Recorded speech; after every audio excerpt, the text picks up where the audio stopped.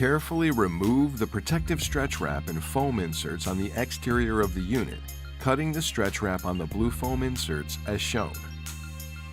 Connect the battery pack as shown.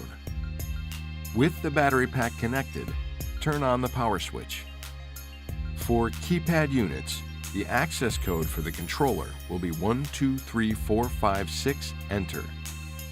This will allow access to open the refrigerator door. For non-keypad units, the refrigerator door can be opened via the large key zip-tied to the side of the unit. Open the refrigerator door. If shelf clips are present, remove the 4 shelf clips installed at the bottom of the unit. Remove the cardboard accessory box and operation manuals from inside of the refrigerator and set aside. If shelves are present at the bottom of the unit, remove them. Once removed, put all shelf clips together and set aside. Do not discard them. Remove the wooden braces securing the unit to the pallet carefully with a cordless drill. Using a socket wrench, unscrew the 4 anchoring bolts on the underside of the pallet, keeping all hardware together. Open the cardboard accessory box and remove the casters. Gently guide one side of the refrigerator to the edge of the pallet so the caster holes can be accessed. Do not apply pressure to the top of the unit during the installation, or damage to the refrigeration components will occur. Install 2 of the casters and continue guiding the front of the refrigerator to the edge of the pallet, installing the remaining 2 casters one at a time by using the pallet as leverage. Work together during this process to ensure the unit does not tip. Once off the pallet, locate the serial plate at the back of the unit and take a photograph, ensuring the serial number can be clearly read on the picture. Wheel the refrigerator into the installation footprint as directed by the site contact. Locate the power cable on the back of the unit, carefully cut the zip tie, and plug the power cable into the outlet within the installation footprint to confirm power of the refrigerator. You should hear the compressor begin to work if power is confirmed. For final positioning of the refrigerator, the ventilation clearance required is 2 inches from the back and 10 inches from the top. Once in position, lock the front 2 casters.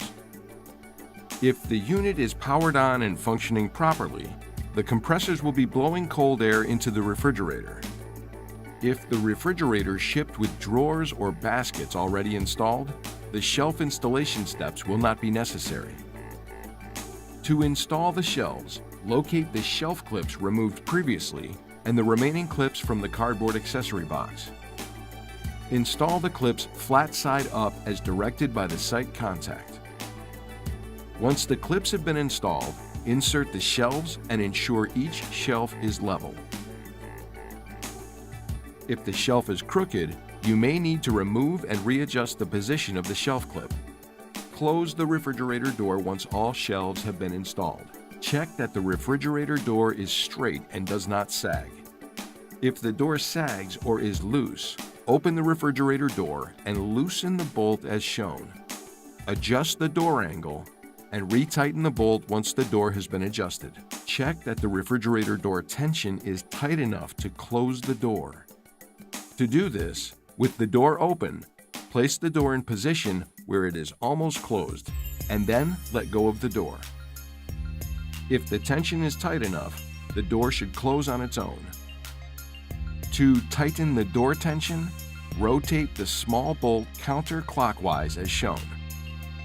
With the door closed, ensure that the unit is completely sealed so that cold air will not escape through any leaks in the door gasket. This can be done by guiding your fingers around all sides of the door seal and ensuring you cannot feel any cold air escaping.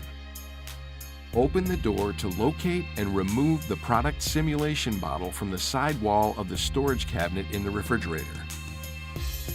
Using the provided glycerin solution in the cardboard accessory box, fill the bottle with the appropriate amount of glycerin and water. Use a ruler to measure the distance in inches from the bottom of the bottle to the base of the bottle neck. For refrigerators, 1.5 inches of glycerin and 1.5 inches of water should be used, creating a 50-50 glycerin to water mixture. For freezers, 1.75 inches of glycerin and 1.25 inches of water should be used, creating a 60-40 glycerin to water mixture. Install the glycerin bottle within the unit. Insert the probe into the solution and retighten the bottle lid. Leave the remaining glycerin in the 16-ounce bottle with the end user.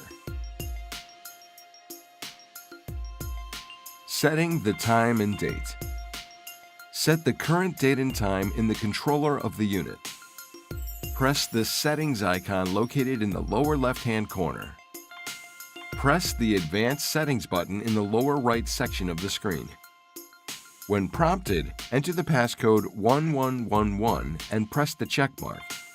The time and date will appear on the next screen. The time and date values can be set by touching on the value in the box to the right of each label and adjusting accordingly.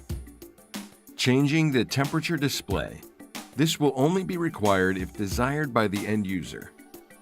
To change the temperature display from Celsius to Fahrenheit, first press the settings icon in the lower left corner of the screen. The CF label will show you the current selection for temperature display. To change this, simply click on the value the user wishes to see and the checkmark should update. Adjusting the high and low temperature alarm settings. This will only be required if desired by the end user. To change the temperature alarm settings, press the alarm icon, which is located to the right of the settings icon.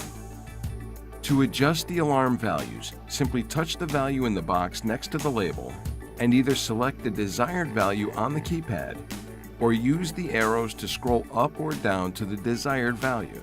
To confirm the new value, press the check mark. Provide the customer with a brief recap and overview of the steps you performed in the installation and the tools that you used. Finally, hand over the operation and service manuals to the customer and sign off on all delivery documentation.